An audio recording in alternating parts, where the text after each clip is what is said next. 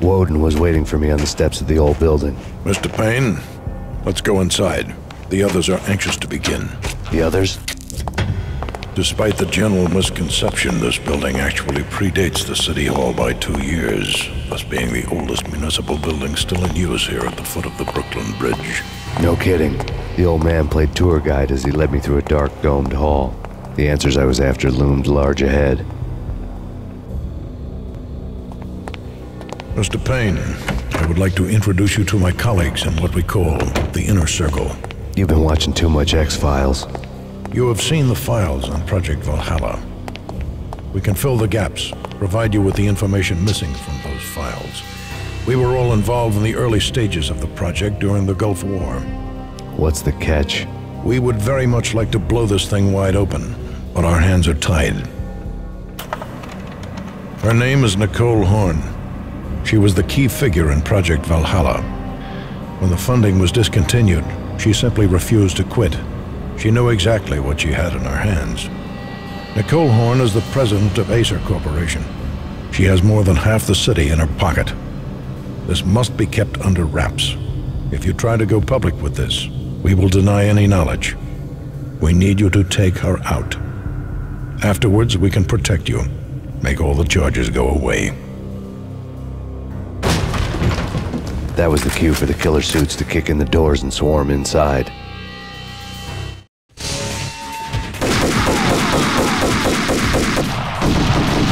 It was an impressive floor show, but I decided to leave early anyway.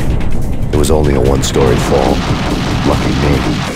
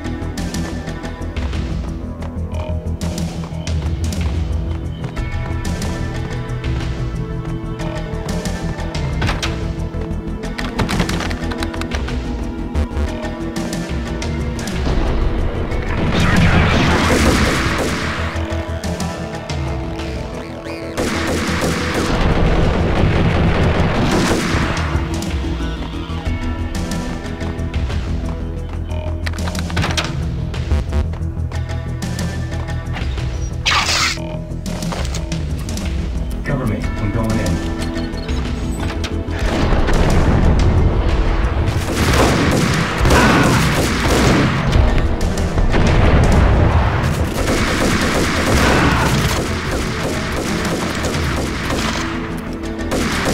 One of the monitors showed what was left of the Inner Circle.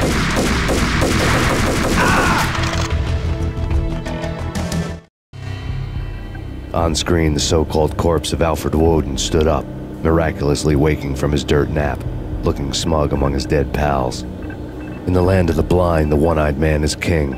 I didn't know how he'd pulled it off, but it was a pretty slick way to get out of all his promises. Most of what he had said fit too well to be a load of crap.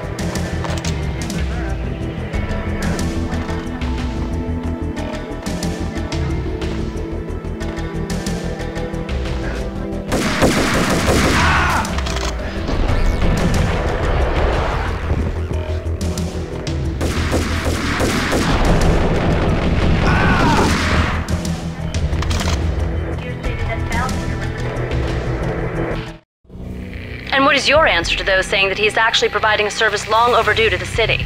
This crusade nonsense has gone too far. He's out of control. It must stop. He will be stopped. That was Deputy Chief Jim Bravura from the New York City Police Department.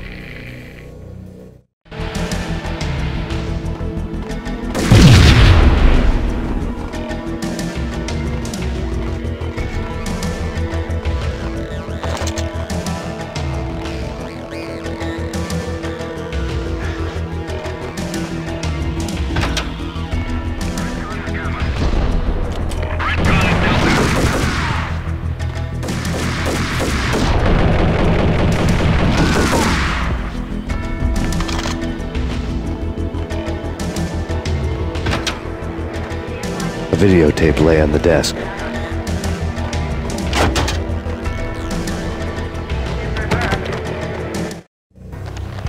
Nicole Horn had blackmailed the inner circle into silence.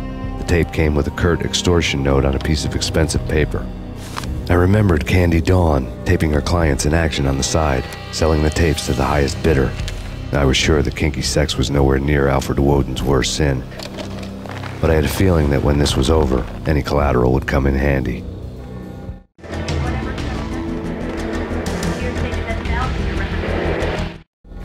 Nothing seems to stop Acer Corporation's phenomenal victory march.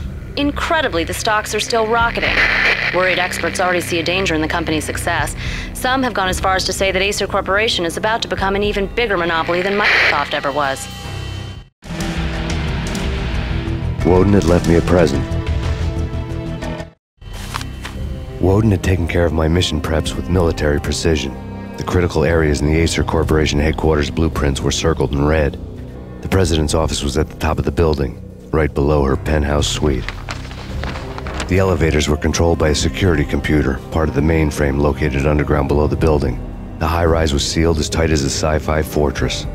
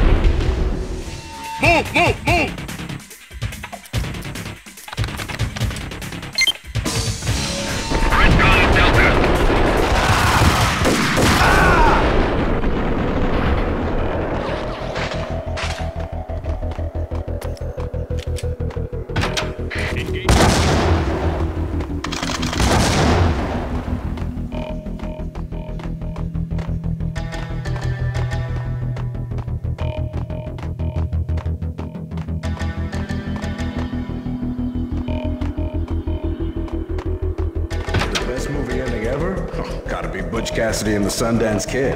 A hero's end, going out with guns blazing.